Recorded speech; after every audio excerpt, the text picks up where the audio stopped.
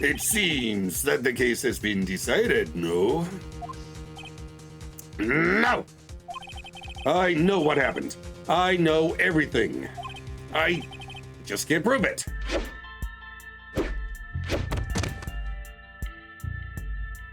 Hello, YouTube. I am Unca Crunk, just your standard issue purple monster of a certain age who plays games on the internet.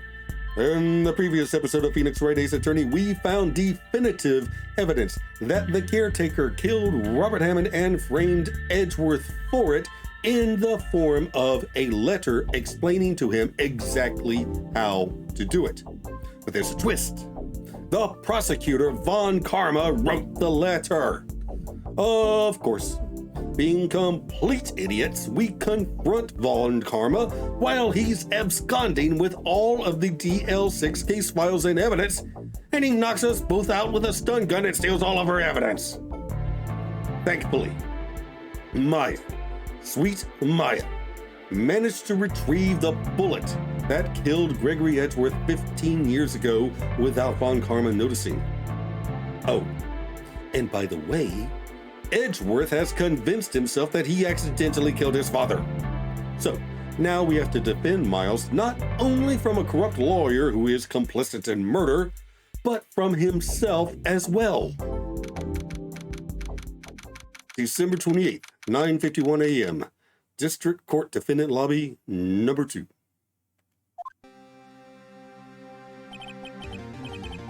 This is it. Judgment Day. Today, things are going to get settled at last. A lot of things. What's the big idea? Sorry, Nick. I only touched your shoulder. I guess the shock hasn't worn off from my run-in with the stun gun yesterday. That's not how electricity works, like at all. Anyhow, today's the last day of the trial. Good luck, Nick.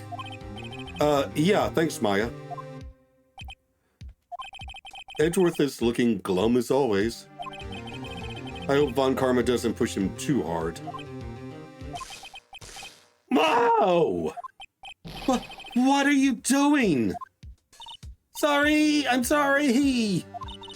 I just thought I'd cheer you up with a pat on the back. Maya? Maybe you should go outside and discharge? Right, good idea. Try not to electrocute anyone on your way out. Ah, pal! Oh, she got gumshoe. What's going into that goyle? Detective Gumshoe. Morning, Mr. Edgeworth. Good morning. How did it go, Detective? Have no fear. As promised, I've captured our runaway caretaker. I just brought him in.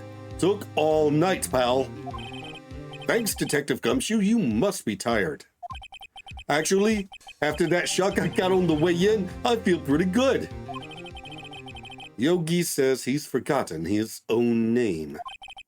But that has to be a lie. Why would he want revenge on Edgeworth if he couldn't remember his past? He does remember, and I'm going to prove it. December 28th, 10 a.m. District Court, courtroom number 3.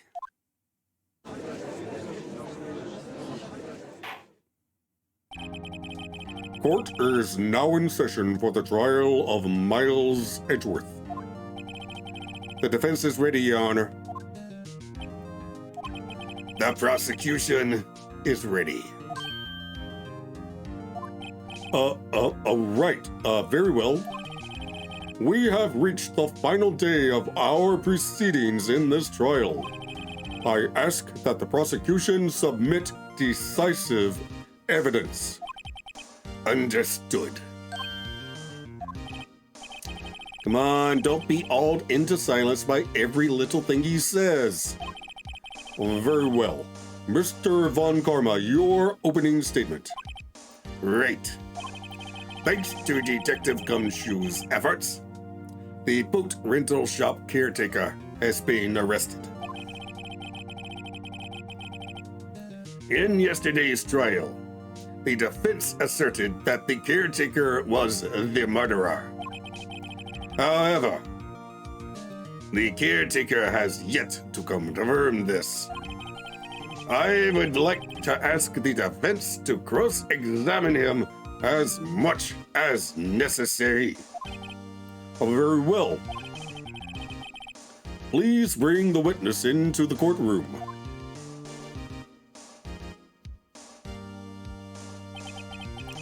Ladies and gentlemen of the court, I believe you all remember our witness. He lives in the boat rental shop on the lake. From there, he witnessed the incident. In addition, he has currently lost memory of his name and identity. Witness, why did you run away yesterday? The witness was not running away, as he was not testifying. I see. Very well. Please begin your testimony.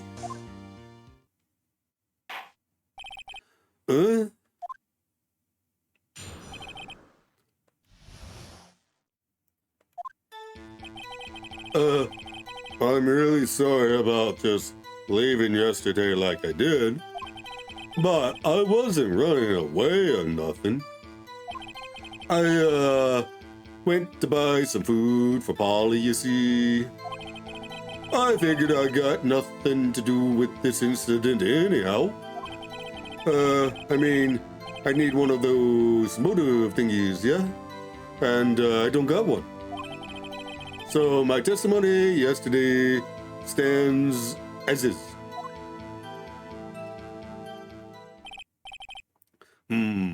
Very well. Let's begin the cross-examination, shall we? He has to know his name. Yanni Yogi. You're Yanni Yogi, and I'm going to prove it. Okay. Let's see. All right, did you really go to buy some food for Polly? Food. Well, Polly is a bit of a gourmand, you see. She only eats these high-quality bird pellets from France. They only have them in the big pet shop downtown. But you weren't arrested until this morning. Why didn't you go back to the caretaker's shack? Well, I kinda got lost, you see? The witness has trouble remembering things sometimes. When the police apprehended him, he was on his way back to the shack. Yeah, right. Nice try, Von Karma. No one's going to believe that. I see. So he was lost. Please, Your Honor, come to your senses.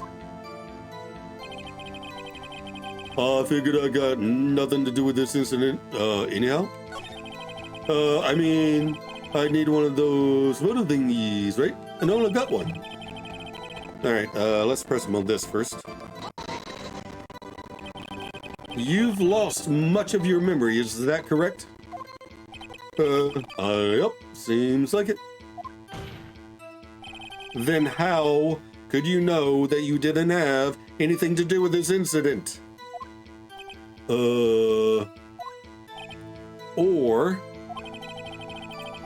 maybe you're lying about not having your memory, You know exactly who you are. The witness has testified quite clearly that he has no memory of who he is. If you claim he's lying, then show the court proof. How am I supposed to prove what's going on in that old codger's head? That's impossible. I am glad you have come to your senses, Mr. Wright. Very well, witness, please continue.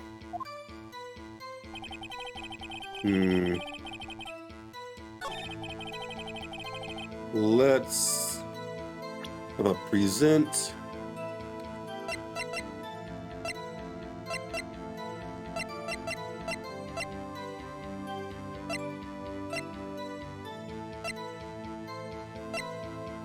Okay, I have a lot more evidence than I thought I did. Ooh, Polly.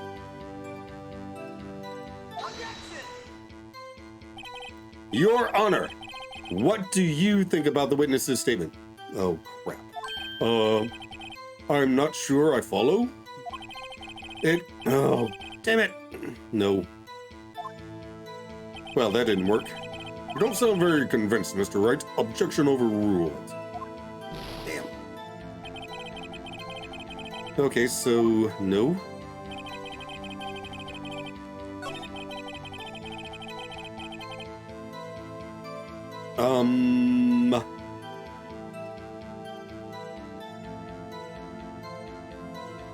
Oh. Press. How can you say you had no motive? I say you do. You had a grudge against Edgeworth and the victim, Robert Hammond. That's why you took revenge on them, right? Please don't make me repeat myself, Mr. Wright. This witness has no memory of anything beyond several years ago.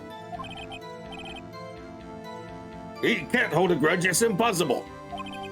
I have to prove he's lying about his memory. Otherwise, it's going to be this same thing over and over until the trial ends. Might I say something, Mr. Wright? Yes, Your Honor? You've been saying the same thing over and over. You've been calling the witness's memory of the past or lack thereof into question. But does this really have anything to do with the current case? Of course, Your Honor. The witness has said he has nothing to do with this case and no motive. Both of these statements are lies. Order! Order! Mr. Wright, there is a serious problem with your claim. Or are you saying you know who this witness is? Of course, Your Honor. Oh, now this is interesting. I would like to know myself. So, who is he? Don't play dumb, Von Karma. Mr. Wright, please tell us this witness's name. Yanni Yogi. His name is Yanni Yogi, a former court bailiff. Yogi? That name seems familiar. Oh, Yanni Yogi, from the DL6 incident. It figures the judge would have heard of it. It was such a famous case. But what does this mean? Your Honor, if this man is Mr. Yogi, then he has a clear motive. Tisk, tisk, tisk. Jumping to conclusions again, Mr. Wright. This man, this witness, is Yanni Yogi? Fascinating. However, how do you propose to prove this to the court? This is a court of law, as you may recall. You need proof. You never seem to. And allow me to repeat once more that the witness has lost his memory. This is it. I have to do this now. If I can't prove he's Yogi right here, right now, then I've got nowhere else to go. Nick, how are you going to prove it? How can you prove that he's Yanni Yogi? It's okay.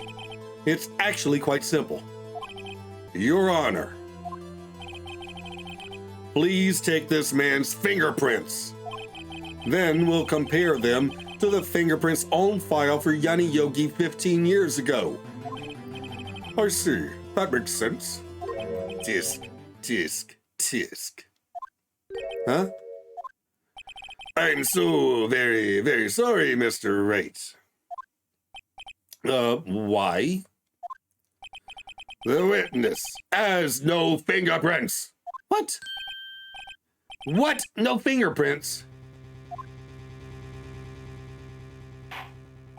You see, before I worked as a caretaker, I worked at a chemical plant. I burned my fingers working with the stuff. Yep. What? Yogi, you sneak. You burned your fingerprints off to hide your past. Well, if the witness has no fingerprints, I guess we will not be able to prove his identity. Ow! Tisk, tisk, tisk. Well, what will you do now, Mr. Wright?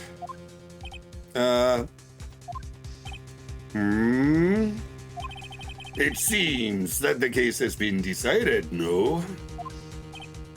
No! I know what happened. I know everything.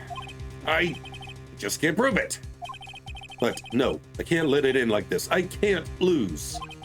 There has to be another way. There is no one who can testify as to who this witness is. No one!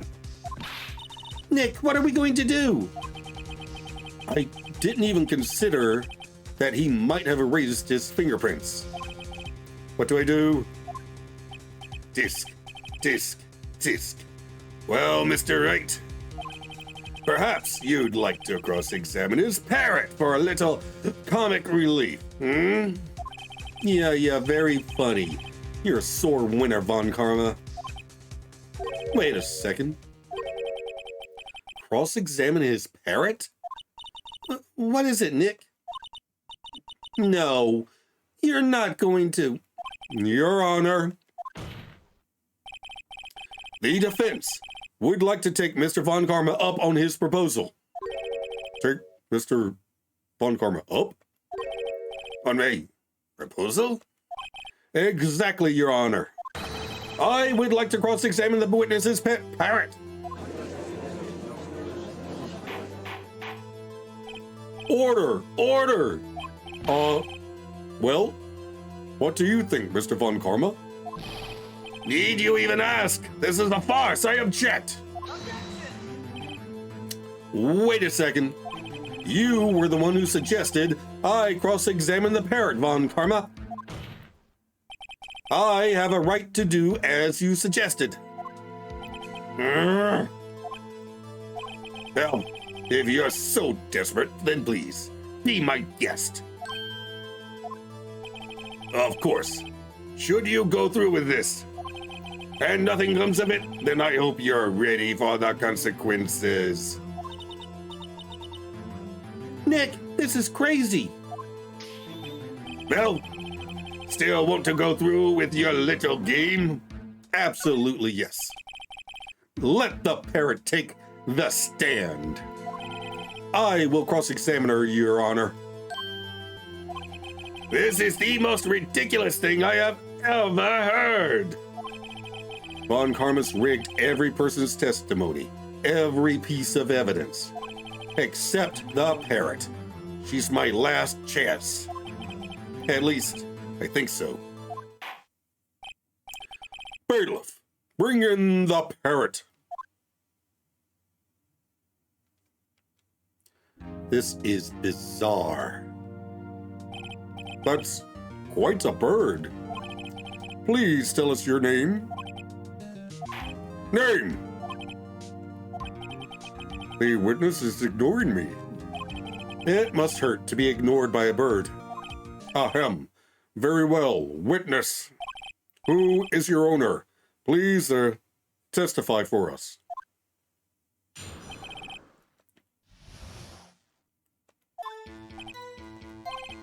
Hello! Hello! Squawk!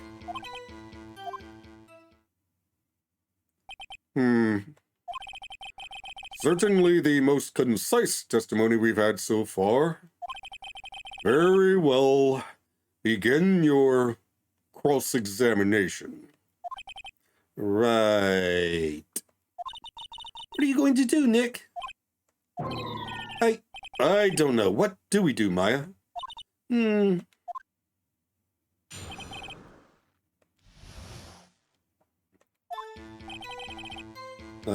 Press. Witness, you can't just say hello and expect us to get anywhere. I want you to testify. Maya, you talk to her.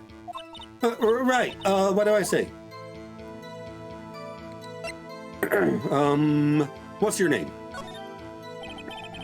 Maybe I should get her to say her name. Polly, what's your name? Polly, Squawk.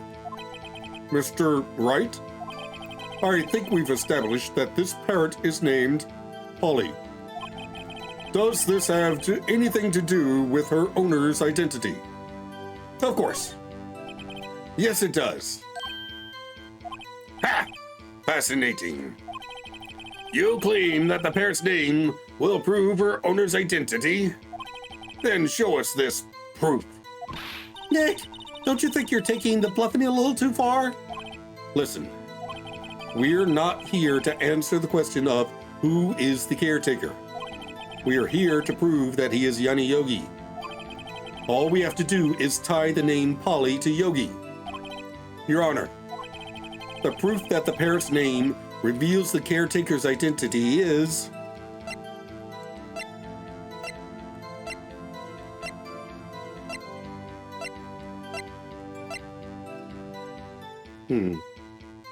Hang on. All right, one of three. Location, defense attorney. Also, suspect data, Yanni Yogi. Court bailiff trapped in elevator with Edgeworth. Memory loss. Polly Jenkins. After his arrest, fiance Polly Jenkins committed suicide. This is it. The DO6 case file? That's quite a large file you have there. Which page is this proof on then? Show us, or stop wasting our time. Very well. Mr. Wright, please show us the page. Where in this file is the information connected to this parrot's name? Suspect data. It's on the suspect data page. This page has all the information about Yanni Yogi. Right after he was arrested, his fiancée committed suicide, see? Indeed. It does say that, yes. What was his fiancée's name? Polly Jenkins. Oh, Polly. Exactly, Your Honor. He wanted to remember the name of his fiancée who had committed suicide. That's why he named his parrot after her. I see. I guess that is possible. A mere coincidence, that's all. My granddaughter has a dog she calls Phoenix. Well, Mr. Phoenix Wright, does this make you my granddaughter's fiancé? She's only 7 years old. Indeed. Alone, it is a little weak for evidence in a murder trial. We would need some other corroborating evidence. Where am I going to find that? Nick, we're getting closer. One more, if we can just get one more piece of evidence. Right, but what? Very well, witness, you may continue. Let's see. Can I press on this? Witness, you're here to speak. You must speak to me. Frankly, I can't believe that you're speaking to the parrot. Well, I guess we should try to get some information out of her. We need to show the judge that her owner is Mr. Yogi. Hello, Squawk.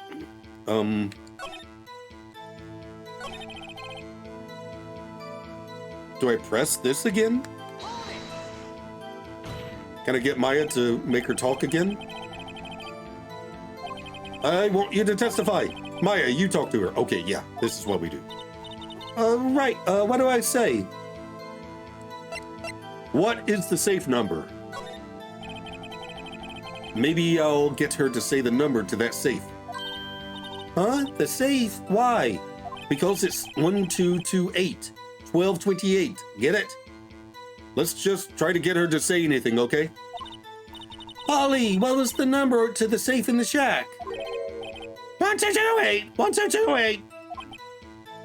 My, what a reckless parrot. Well, Mr. Wright, you aren't claiming that this number has something to do with the caretaker. Actually, it does.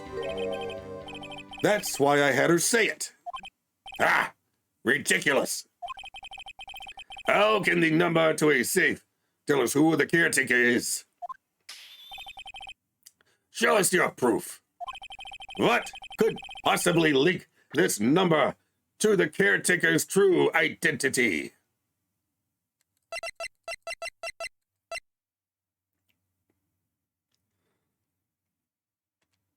All right, yeah, 12/28/2001. Okay, so yeah, case summary. Yep, case summary.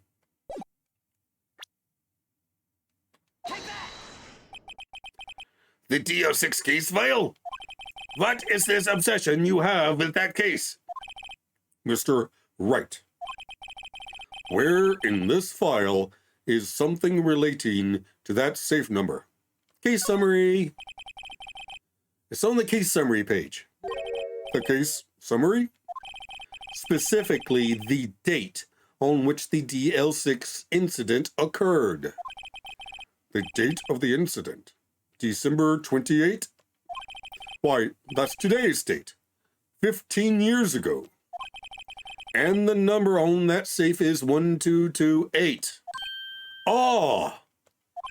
He used the date of the DL6 incident as the number for his safe, Your Honor. That's how important that date was to him. I see. It certainly is an interesting coincidence. People often do set their secret numbers to dates. Bah! This is not tangible proof. I set my ATM card's number to 0001 because I'm number one. This has nothing to do with a date. Nothing. That's enough. I think we've reached a conclusion here. This is a mere coincidence, that's all. True, that is a possibility. However, two coincidences at the same time seems more like a pattern to me. What are you saying? Summon the caretaker of the boat shop. Immediately.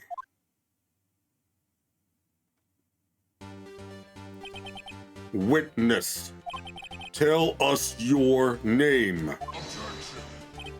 Wait! This witness, he doesn't remember!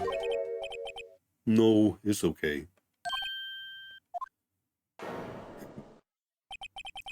I've accomplished what I wanted to do. I'm done. Nick, he looks totally different. This is the real Yogi, I think. Finally. He's been acting feeble to hide his true identity. Acting for 15 years. Well, let me ask you again. Please state your name for the court. My name is Yanni Yogi. 15 years ago, I served as a bailiff in this very court.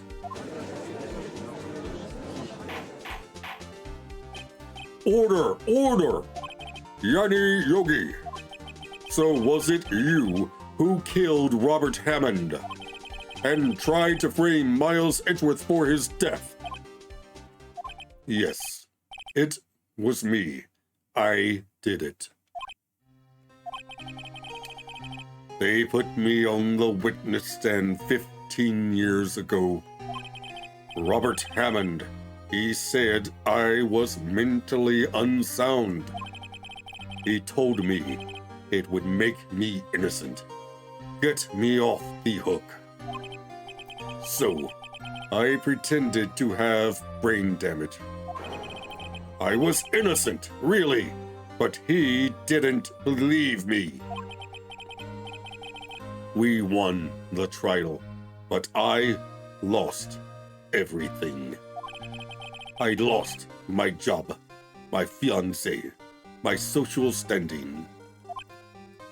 Then this year, 15 years later, a package arrived. It was a letter and a pistol.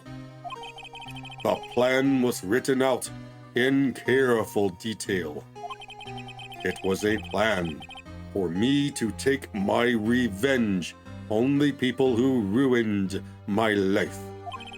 I didn't care who had sent it. I thought this was my chance. After 15 years, this was it. Finally, a chance to have my revenge on Robert Hammond and Miles Edgeworth. I have no regrets. Wait a moment. Revenge against Miles Edgeworth? What do you mean? I am not at liberty to speak on that matter. Why don't you ask Mr. Edgeworth yourself? Anyway, I admit it. I was the one who killed Robert Hammond.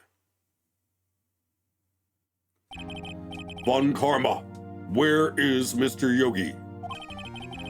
Under arrest, Your Honor.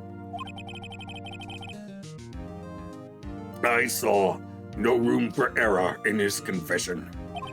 Then, the defendant, Miles Edgeworth, is innocent. In this case, at least. Very well. Will the defendant please take the stand? There are a few mysteries left unsolved. Still, you are cleared of suspicion for this particular case. So I would like to pass judgment on the murder of Mr. Robert Hammond. Any objections? I don't believe it. Why isn't Von Karma saying anything? Very well. This court finds the defendant, Mr. Miles Edgeworth, not guilty. Woo!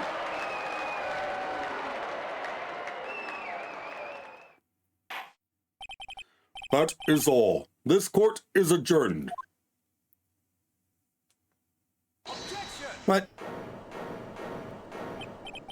Did someone just say objection?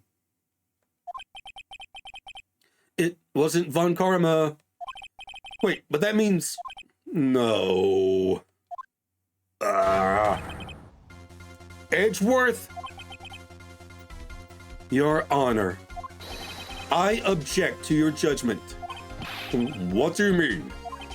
I'm not innocent at all. As we have heard, Yanni Yogi killed Robert Hammond in revenge. But revenge for what? Nick! Edgeworth is trying to confess. He's going to say he's guilty. He's going to tell them he was the murderer in the DL6 incident. He's going to tell them he killed his own dad. Uh-oh, what do I do? Object. The judgment has already been passed. I object to Edgeworth's outburst. Didn't something like this happen yesterday, too? I believe a certain witness raised an objection after a guilty verdict was passed. That would be Larry. We must hear this new statement. We must hear Mr. Miles Edgeworth. He's right. We have a duty to hear Mr. Edgeworth out.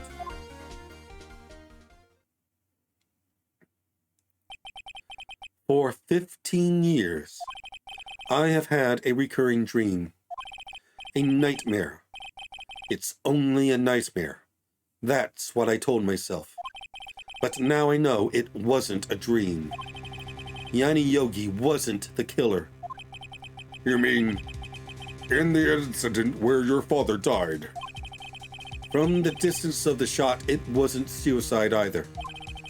Everything was as clear as day. The murderer. The criminal in the DL6 incident. It was me. Your Honor, I confess my guilt. I am guilty for DL6, the statute of limitations of which ends today. The culprit is me. Order! Order! This is certainly unexpected. The defendant declared innocent is confessing to a different crime. A crime for which the statute of limitations runs out today. I'm not really sure how I should deal with this. Ah! It's obvious. We hold a trial right here, right now. We tried this man for his crime of 15 years ago.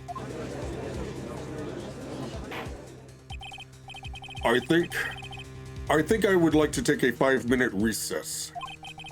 During this time, I will consider the appropriate course of action to take.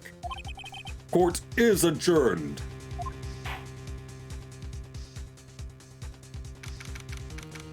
Ah! Damn it, Miles!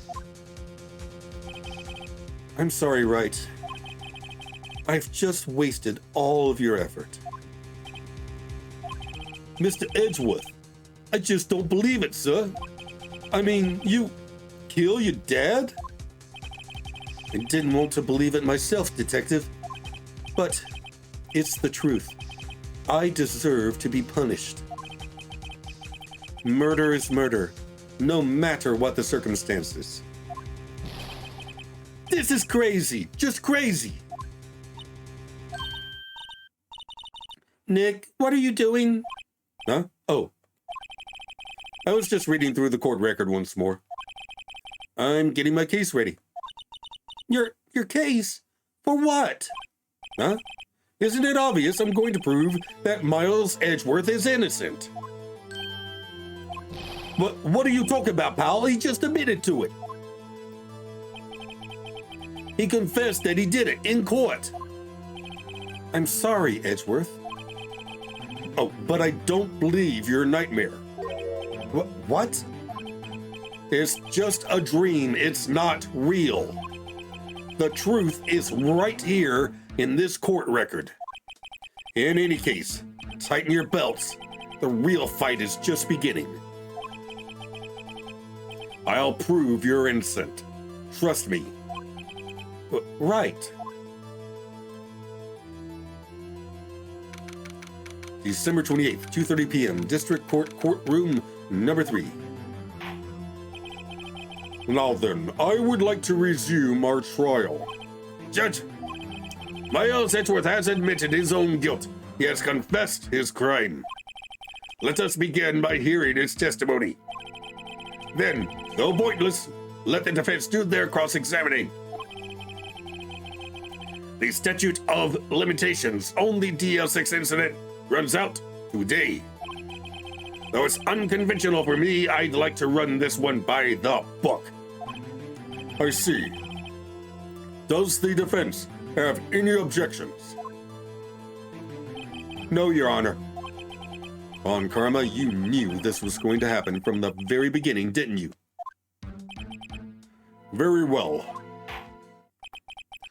Will Miles Edgeworth take the stand?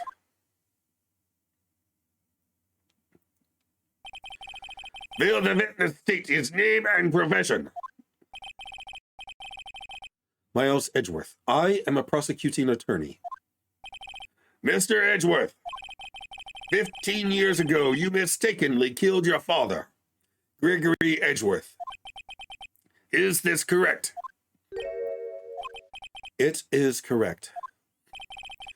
Then testify about this matter to the court. When Edgeworth was telling me about his dream yesterday, I noticed something. One detail didn't quite fit.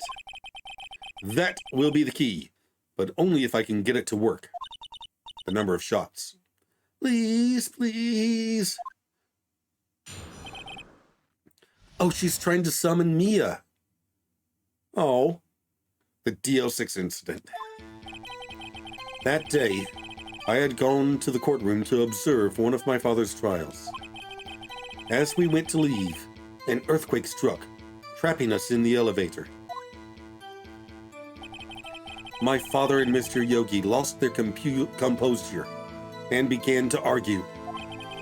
Just then, something heavy fell at my feet. I picked it up and threw it at Mr. Yogi. I wanted them to stop fighting. A moment later, there was a single gunshot, then a scream. It was a terrible scream. I remember it to this day. That's all. And until now, you thought this memory was a dream.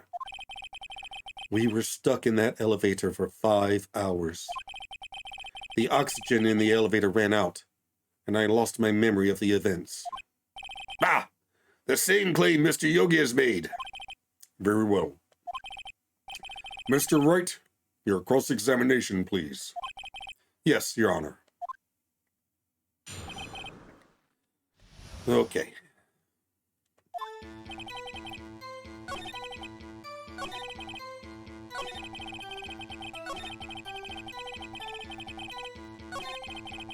A moment later, there was a single gunshot, and then a scream.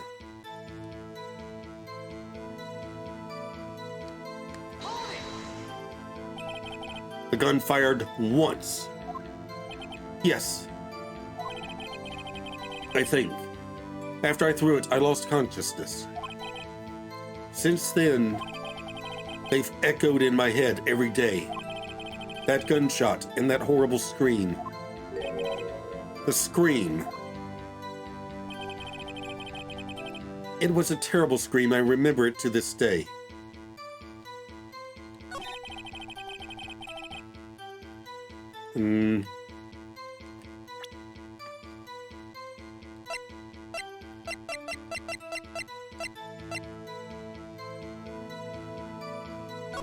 All right.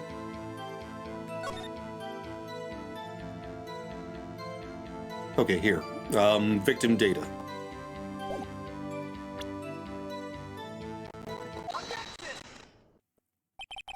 Are you sure you only heard one gunshot?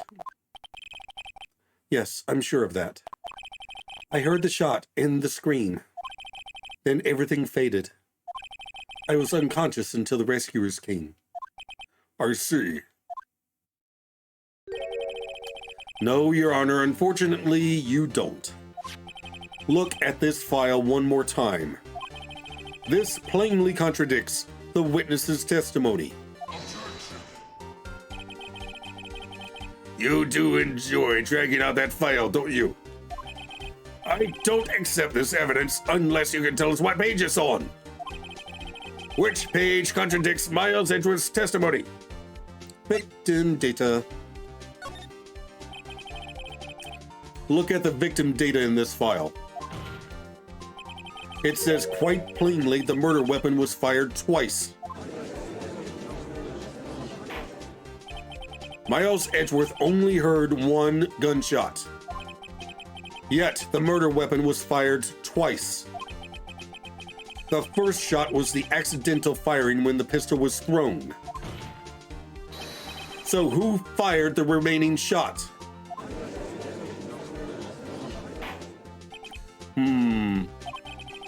Was there perhaps another shooter who fired that second shot?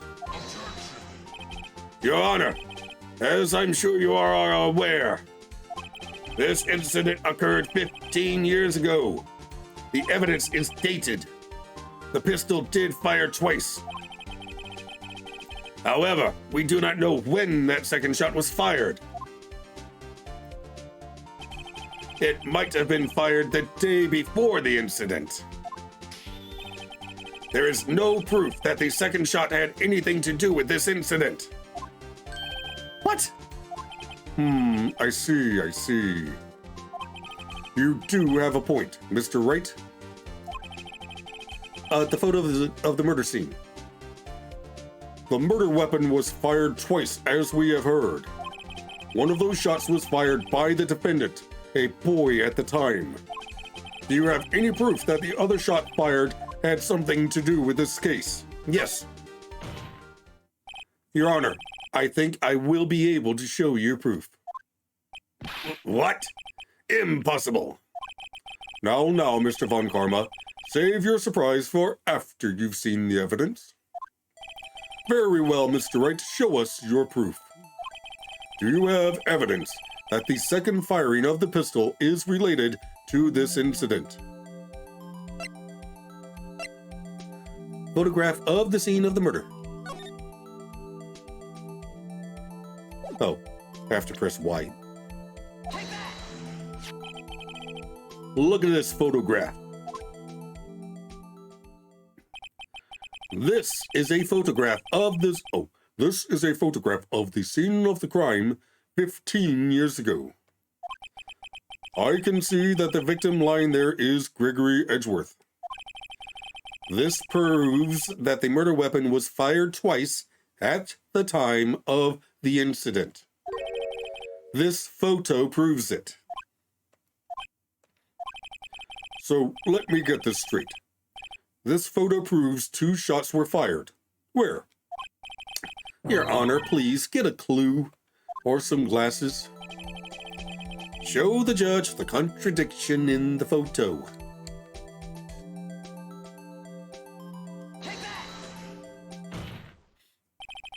As should be obvious, the contradiction is here. I see a bullet hole in the door.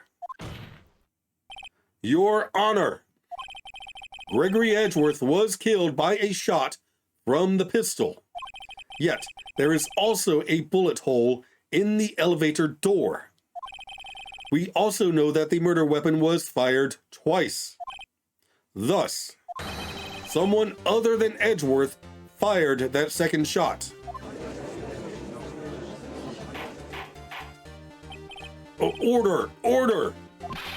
Mr. Wright, what are you driving at? It's simple, Your Honor.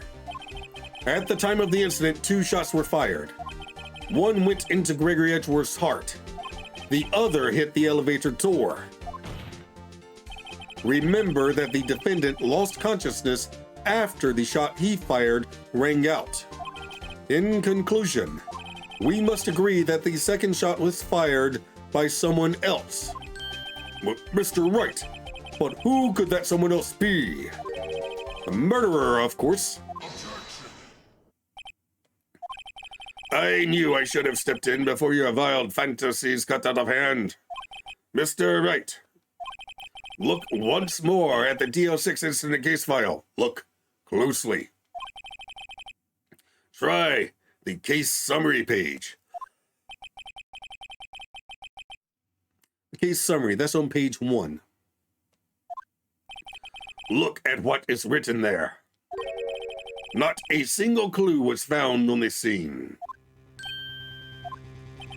If the pistol had indeed been fired 2 times, then the other bullet would have been discovered on the scene. He does have a point. That second bullet has never been found. Why? Because the second bullet does not exist. The bullet that claimed Gregory Edgeworth's life was the one fired by his own son. That is the truth of this matter. The whole truth. It was undoubtedly something else that made that bullet hole in the door.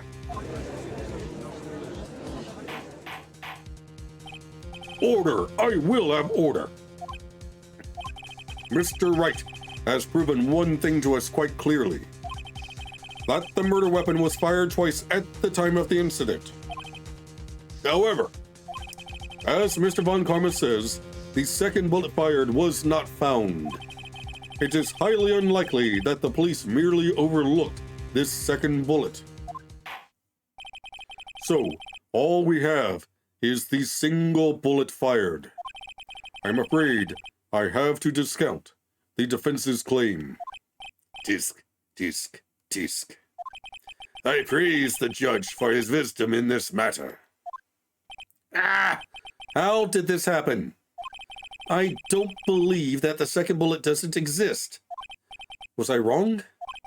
Have I been wrong about this whole incident? What are you doing, Nick? Why aren't you raising an objection? I'm sorry, Maya. What? It looks like I was wrong. Nick! If the second bullet wasn't there, then all my conjectures are for nothing.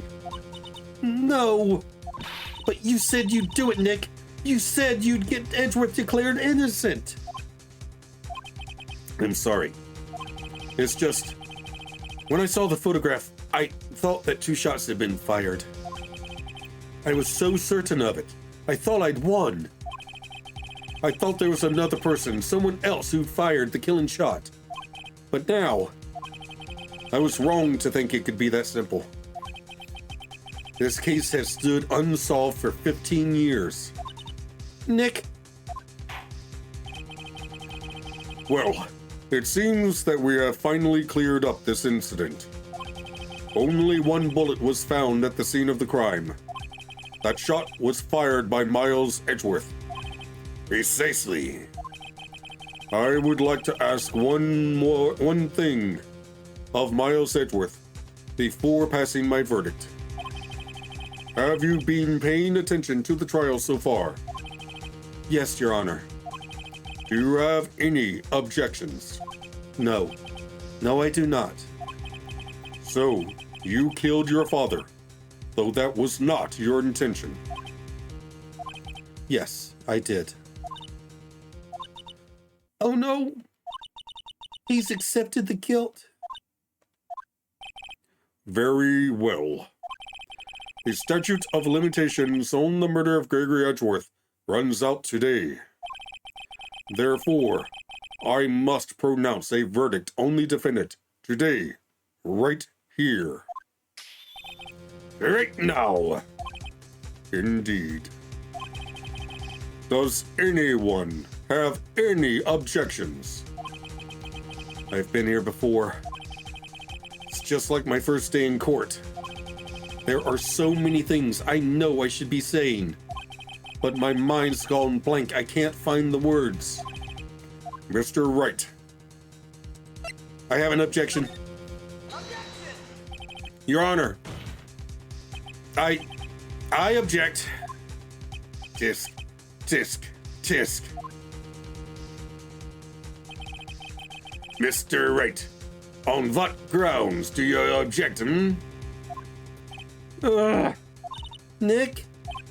I don't know. His case is perfect. Oh no. It must exist. Oh, Mia! The second bullet. What? What did you just say? Nothing. The second bullet must exist. But where? Someone took it. It seems waiting is not going to produce us any answers from Mr. Wright. Wait, Your Honor. The second bullet. It existed. What? but we've just heard proof that it did not exist. I realize that, Your Honor. I'm really grasping here. It's just someone took it from the scene of the crime. That's what someone took it away inside them. Someone who immediately took a long vacation afterwards. The only vacation he's ever taken in his entire life. Holy crap! But who? The murderer! The murderer? Then tell us, just who is this murderer? I'm still thinking about that one. So the criminal took the second bullet, but why? He didn't have a choice. First of all, how would they have found it? It's not easy to find a stray bullet, Mr. Wright. Was there some pressing need for the murderer to search for that bullet?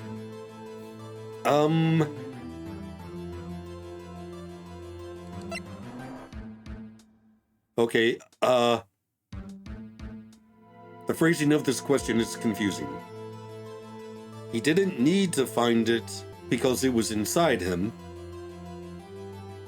I think that's what I'm supposed to say. Why would the murderer have spent the time to look for that stray bullet? I haven't got a clue. What's wrong, Mr. Wright? The murderer had no reason to take that bullet. You don't want to admit it, but it's true. Had to take it. Had to take it? The murderer? What does that mean? You're thinking too normal. Think crazy. Don't think why the bullet was taken. Think why the bullet had to be taken. Mr. Wright? Yes, Your Honor. I have no idea what I'm doing. Well, the murderer had no intention of taking the bullet from the scene. But, the murderer had to take that bullet. Had to, Mr. Wright? What do you mean? Well, for instance... For instance, what? Maybe the bullet, hit the murderer. The bullet hit the murderer. Just saying, for instance. I mean, if it hit you, you would have to take it with you, wouldn't you? It's not like you could perform surgery right there. You know? Wait a second. I was just talking off the top of my head, but what if that's what really happened? Let me get this straight. So at the time of the murderer themselves was shot, and they left with the second bullet still inside them, thus leaving only one bullet at the scene of the crime. Yes. I guess that's how it would work, yes. But there's a problem with that. The other two people rescued from that elevator, Miles Edgeworth and Yanni Yogi, were both unharmed. So that would mean the murderer came from outside, yes.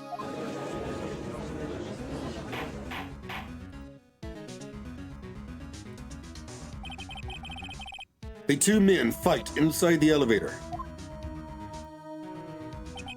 trying to stop them. The boy picks up the pistol at his feet and throws it. The pistol discharges and the bullet goes through the elevator door and hits the murderer outside. The boy loses consciousness. Then the murderer opens the elevator door and sees the men inside.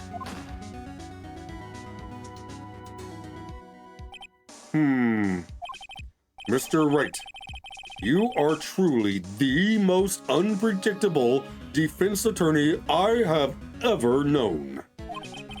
I can tell you're grasping, yet I cannot deny the possibility of what you say. What are you saying? Deny it! Deny it! No one involved with the incident was wounded. There was no murderer. No one was wounded at the time of the incident. He's right. Can't think of anyone. Hey, Nick. Huh? I just thought of something really crazy. Crazy? Remember what Mr. Grossberg said yesterday? Gregory Edgeworth dealt a blow to his perfect trial record. Wow! It must have been quite a shock for Von Karma. He took a vacation for several months after that, you see. Yes, an unusual event for the man. That was the first and the last vacation he's taken in his many years of prosecuting. What if Von Karma didn't take the vacation because of shock, but took it because he was injured? Which would mean it could only mean one thing. He was the murderer in the DO6 incident. He was the man who shot Gregory Edgeworth. It was Von Karma. Oh, man. Something wrong, Mr. Wright? You seem dazed. No, Your Honor. Well, you have indicated the possibility that the murderer came from outside. Can you give us the name of your suspect? Uh-oh. Should I come out and say it now? Yes. Your Honor, there is a suspect. One lone suspect. Well, this is certainly interesting news. Very well, Mr. Wright. Who is your suspect? My hands are shaking. What? Von Karma! Von Karma?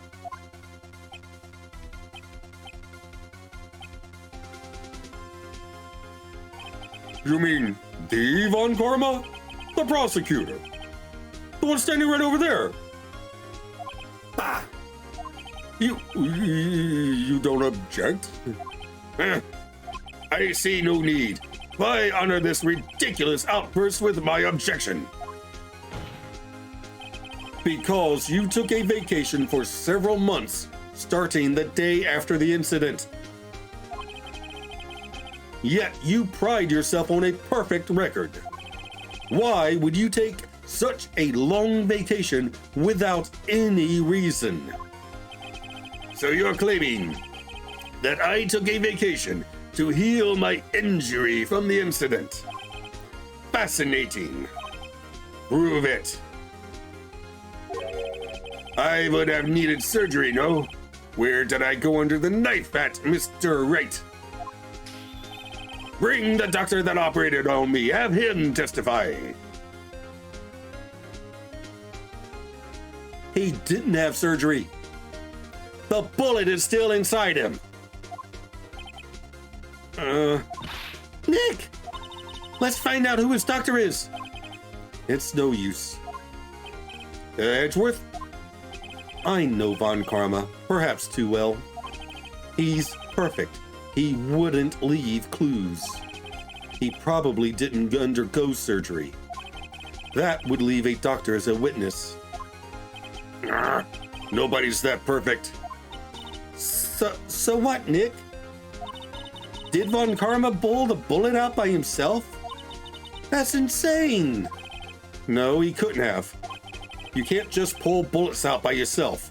You might be able to, but I don't think he'd be able to. Wait. What does that mean? That bullet has to be somewhere, but where? Disc. Well, Mr. Wright, can you produce evidence to prove that I was shot? X-ray. Let's get an X-ray. All right, Von Karma, I'll prove it. And I'll even use evidence. I know how you like it so much. Wait, what? Evidence? What? The evidence that proves Von Karma was shot is... Oh my god, I still have the metal detector. Well, isn't that convenient? Von Karma is perfect. He wouldn't risk surgery leaving an evidence trail. So then I ask, where is that bullet now? I think it unlikely that Von Karma performed surgery on himself. You don't mean... I do. There is the possibility that the bullet is still inside Von Karma.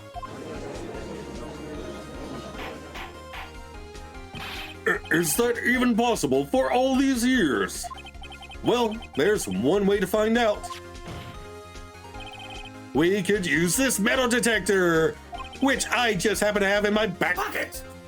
Well, Von Karma, I'm going to run this over you and see what we find. I refuse. You refuse? But refusing this means you acknowledge that the bullet is still inside you. Order, order, order. Your Honor, the defense requests that we be allowed to use the metal detector. Judge, I call for a suspension on this trial. This is an invasion of privacy. The statute of limitations runs out on this case today. It was you who said that we had to end it right here, right now. Enough. I permit the use of the metal detector. Mr. Von Karma, you will submit yourself to testing. Nick, what does this mean? I don't know, but we have to give it a shot.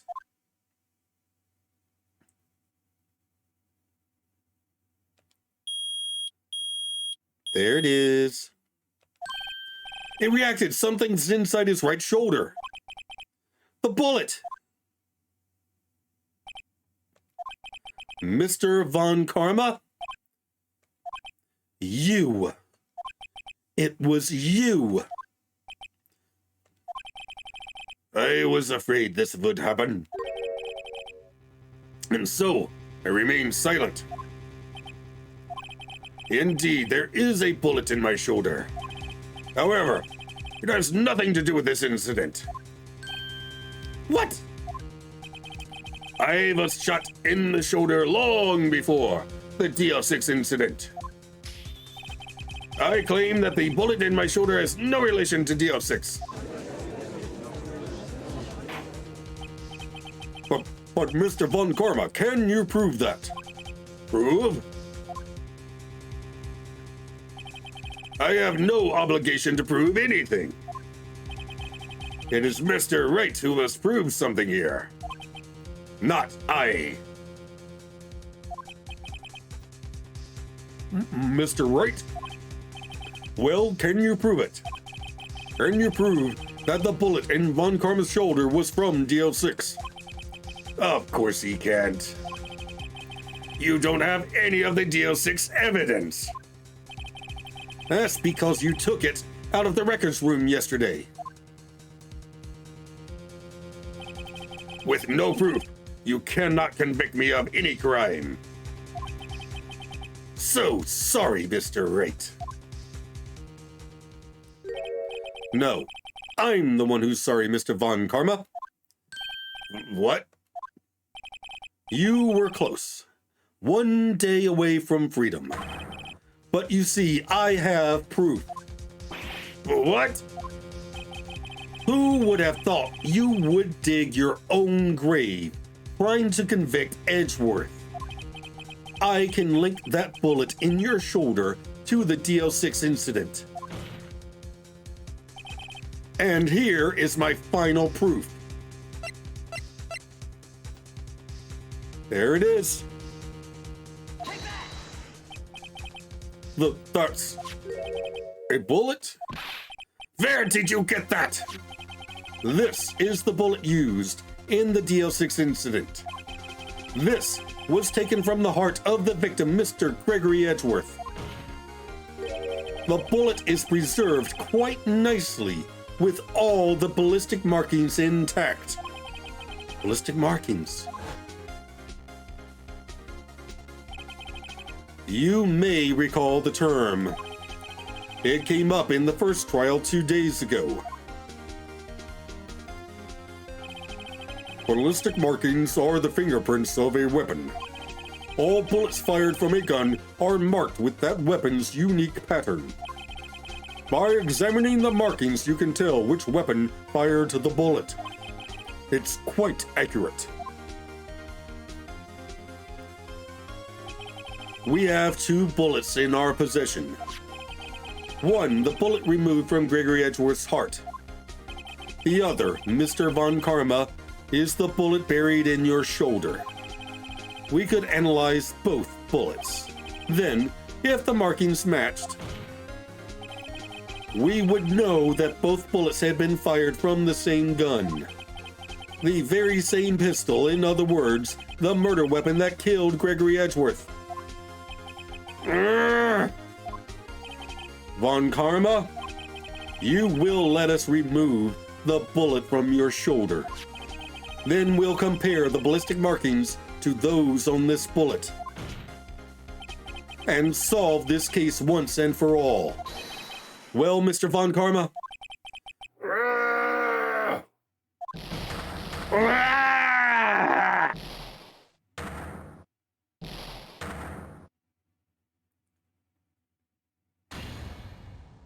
That scream.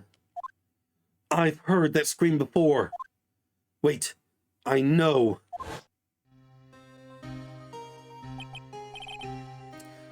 Help! I can't breathe! Quiet! I said quiet! You're not making this any easier! Stop breathing my air! I'll stop you! Stop breathing my air! Get away! Get away from my father! Ah! It's that scream I heard in the elevator 15 years ago. Von Karma, it was you who screamed.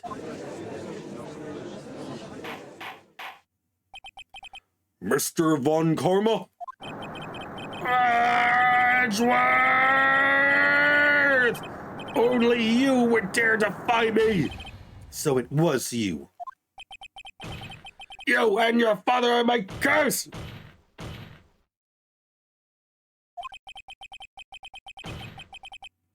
Your father shamed me with a penalty on my record. And you left a scar on my shoulder that would never fade. I'll bury you. I'll bury you with my bare hands. Death, death. 15 years earlier. Chief Prosecutor, I am sorry. Von Karma, it's not like you to make this kind of error. I never would have thought that Edgeworth would be the one to catch you. I was careless. I'm sorry, but you will have to be penalized. I've covered for you in the past, but not this time. Edgeworth! It was a shock like none I had ever known. Penalized? It took hours for me to regain my composure. Suddenly, I found myself in the darkness. I was in the court records room. I must have wandered in there without thinking where I was going. The room was pitch black. The lights must have gone out. I went out into the hall and felt my way to the elevator. Pressed the button, but nothing happened. Then, there was a noise. I was in pain. A horrible, burning pain in my shoulder. Just then, the lights came back on. The elevator door opened before my eyes.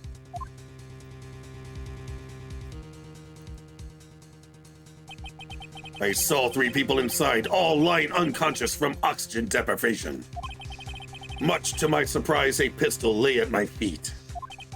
I knew then it was my destiny.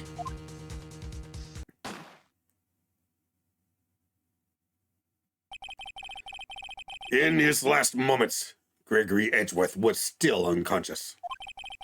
He died never knowing who had shot him. Later, he spoke through a medium blaming Mr. Yogi. He was fooled. It was the perfect crime. Disc, disc, disc. Who would have thought another man would have come to open that elevator door? Judge! What? What are you doing? Do your job. Bring an end to this miserable charade. Now, end it! Very well.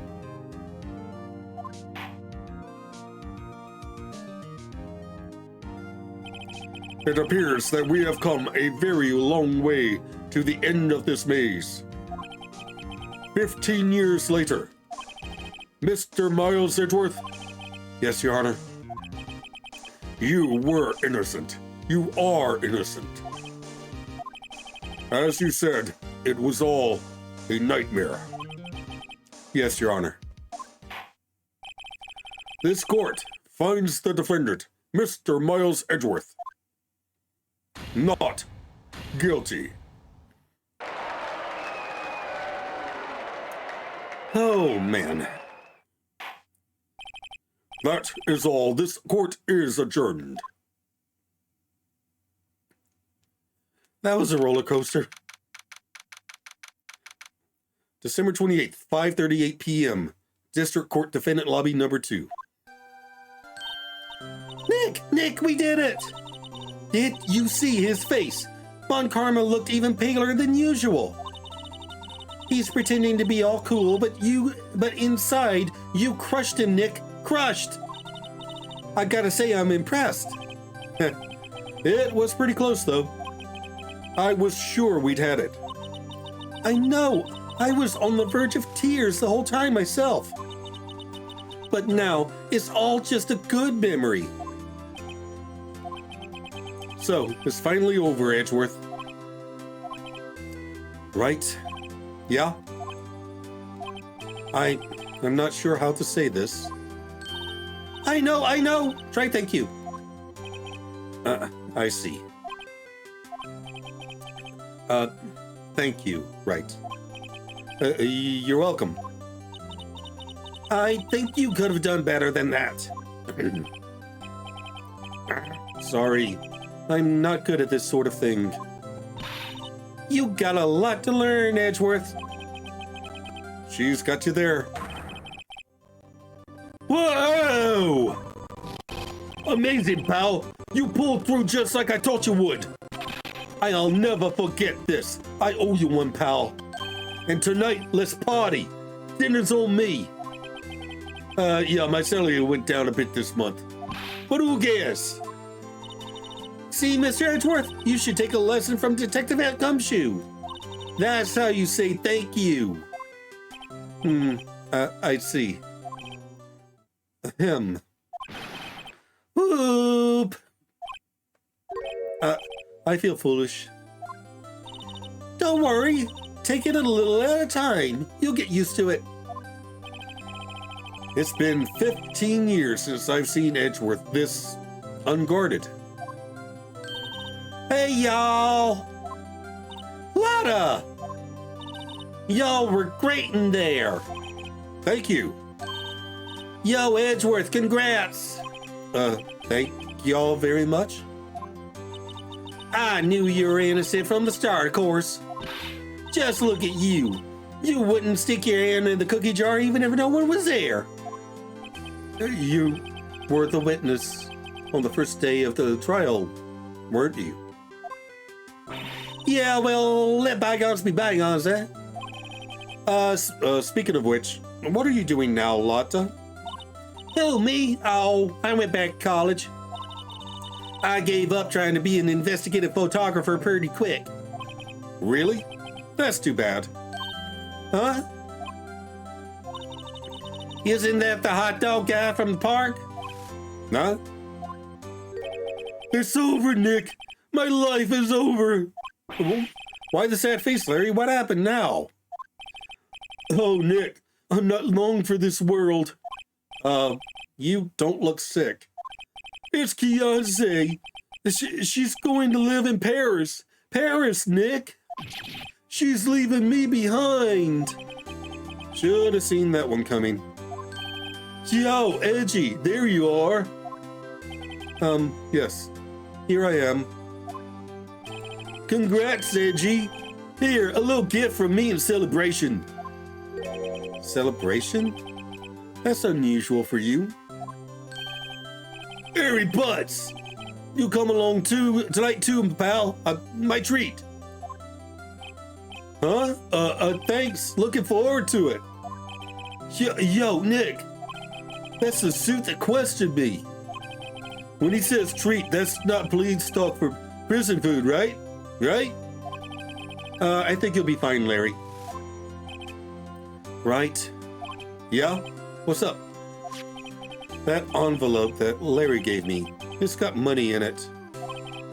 Well, yeah, that's not strange. People give money away to celebrate sometimes. It's $38, right? Huh. What a weird amount. I mean, it's not a little, but it's not a lot either. $38. Exactly? Nick! Wasn't that exactly the amount of lunch money that was stolen from Mr. Edgeworth in school? $38? No. No, Larry, it was you! What are you so surprised about, Wright? Huh? Larry was absent that day from school, right? But that doesn't automatically rule him out as a suspect. What? Think back to that day 15 years ago. Larry took the day off, but he was bored, so he came into school anyway. Then he saw the money lying there, and the rest is history. I was never good at history. Edgeworth? You didn't know, did you? I suspected. I just couldn't picture Larry protecting you like he did that day. Everyone else was saying you did it. The whole class was against you, remember? Yeah, too well. Right?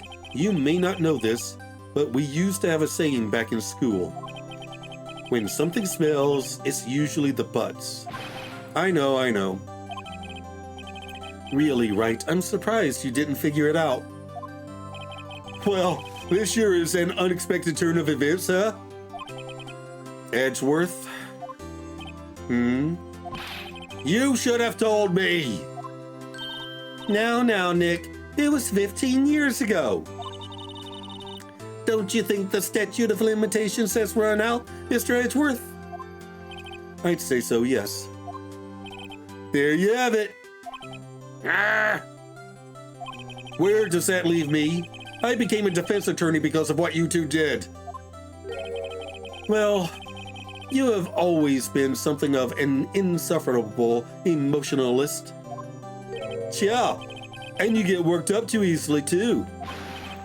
That death sentence for both of you. Man, I had known, I'd have become a prosecutor. The same goes for me, only the other way around. For the longest time, I thought I might have killed my own father. I thought I might be a criminal. I became a prosecutor in part to punish myself. If I had known the truth, I might have become a defense attorney after all. Edgeworth, want to switch, Wright? Hey, y'all, line up. I'll take a photo. Hey, photo time. Let's go. And after that, dinner on me.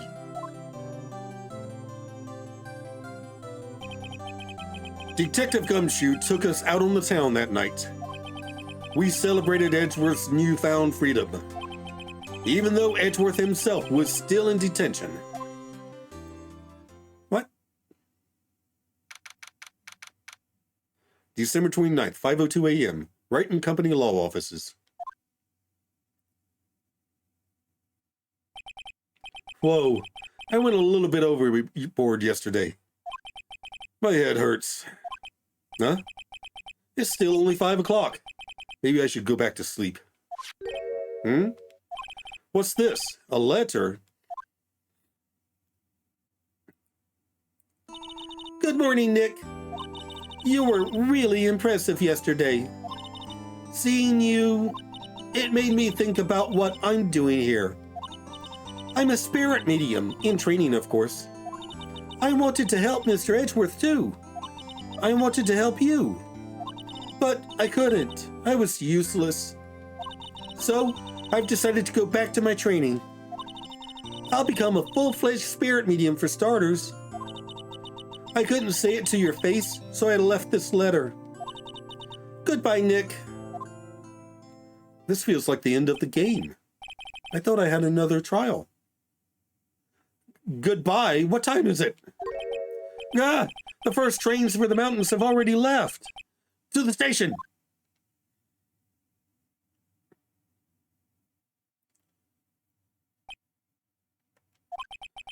I guess I'm too late. Hey! Nick! Maya! So, you're leaving? Yeah. It's hard being a spirit medium who can't talk to spirits. And I think you'll do fine without me, Nick. Be good, okay?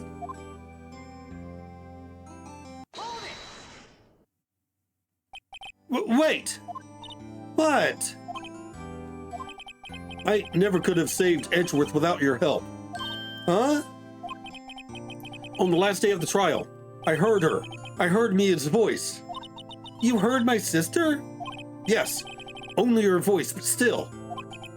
It was at the very end when I thought we'd lost everything. Well, that's my sister for you. Detective Gumshoe helped, and Mr. Grossberg, and even Larry. I'm the only one who couldn't help. I was useless, Nick. But you were the one who stopped Von Karma, Maya. Huh? I didn't do anything. All I did was wander around in a daze. Sorry, but I have evidence that you helped. Evidence? Show Maya some evidence to cheer her up. The bullet she took. A bullet? Von Karma was convinced he had taken all of the evidence pertaining to DL6. But you were the one who rescued the last piece of evidence we needed. This was the bullet that put an end to Von Karma. And you were the one who gave it to me. Nick! Thanks, Maya. I couldn't have done it without you. I'll be back soon. Huh? I'm going to complete my training and come back. Okay, I'll be waiting. Of course you will. You can't run that office by yourself. You're hopeless. I don't know about that. So, this is it. See you soon, Maya.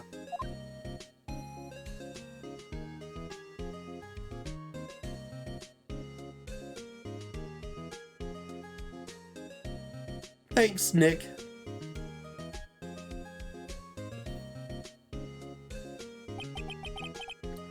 And so my story ends. Time to turn a new page and say goodbye to the novice defense attorney that I once was. Now, a new story begins with the same old crazy cast of characters. Ha! Don't think you've graduated yet, amateur. Mr. Wright, perhaps you'd like to rethink that claim. Yes, Your Honor. Uh-oh, I got a bad feeling about this.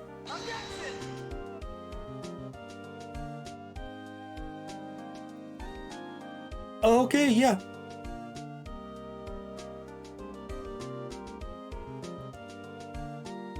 Hey, pal. Mr. Edgeworth came down to the precinct to wish me a happy new year. Talk about a pleasant surprise. Whoop! Detective Gumshoe! Then he hung his head low and went right back to something. Kinda like he was embarrassed or something. Strange, huh? Auto-advancing text. I hate it.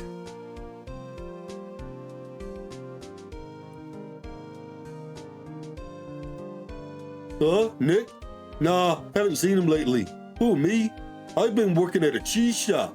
That Missy's a nice lady, but she's not exactly what you call a cheap date. Huh? Oh, she's in Hawaii right now, yeah.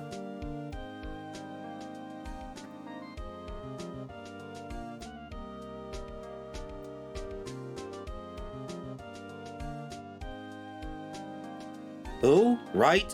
Yeah, I remember him. I hear he's been busy lately. You know, not to ring my own bell, but I sort of taught him everything he knows. I'm sure he's grateful.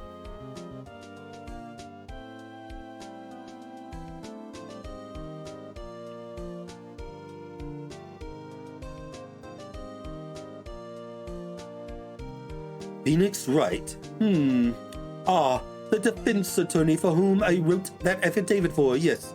Oh, you should know I've taken over management of the Gatewater Hotel recently. Should you be in the area, please stop by.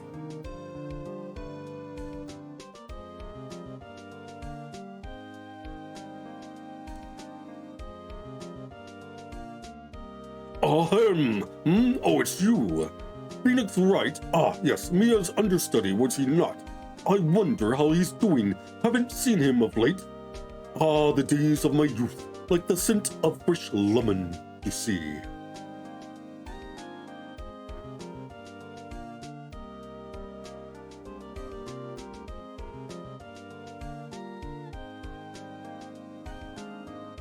Phoenix Wright? Is he an actor? Well, I'm not buying it. You can't be a star with a name like Phoenix.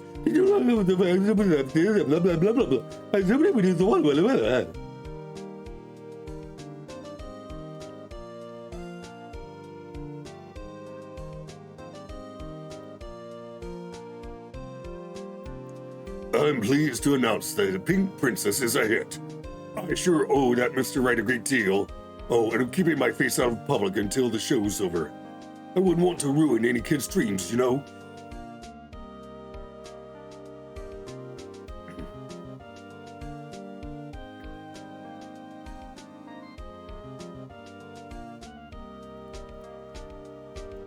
Oh, I got a letter from Maya the other day. It sounds like she caught a cold standing under a waterfall.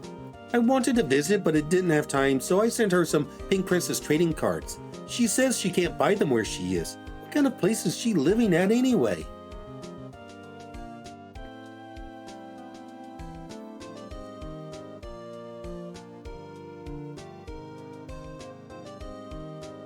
Right? Who's that? You want to talk? Let's talk Pink Princess, all right? But, you know, I snuck into the studio the other day. I saw her. The one inside the Pink Princess suit. Ah, what a dog. It's kind of a shock for a boy of my tender age.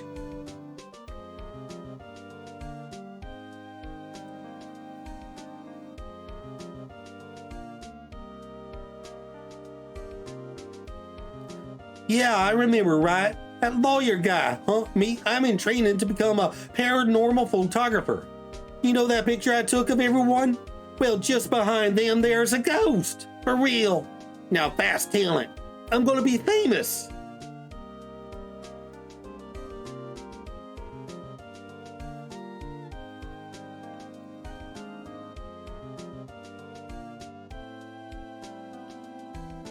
Hey, it's Mia. Oh, there was a ghost. Oh.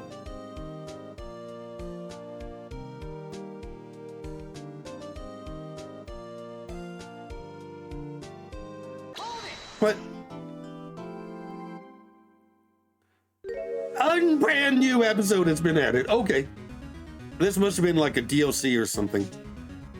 All right. Wait, DLC for the Game Boy Advance? No, I'll figure it out later. To the outro. All's well that ends well, right? Okay, so we cleared Miles of both murders and ended the 40-year reign of the most corrupt prosecutor in Japan. But now, Maya has left us to continue her training as a spirit medium, and we have one last episode to play before we finish up Phoenix Wright Ace Attorney, Rise from the Ashes. Apparently, this episode was added when Ace Attorney was re-released on the Nintendo DS. So, we will start that next weekend. In the meantime, up here is a playlist of my complete playthrough of Dream Daddy, a dad dating simulator. And down here is a video that YouTube recommends. Like, comment, and subscribe, and I'll see you in the next video. Bye!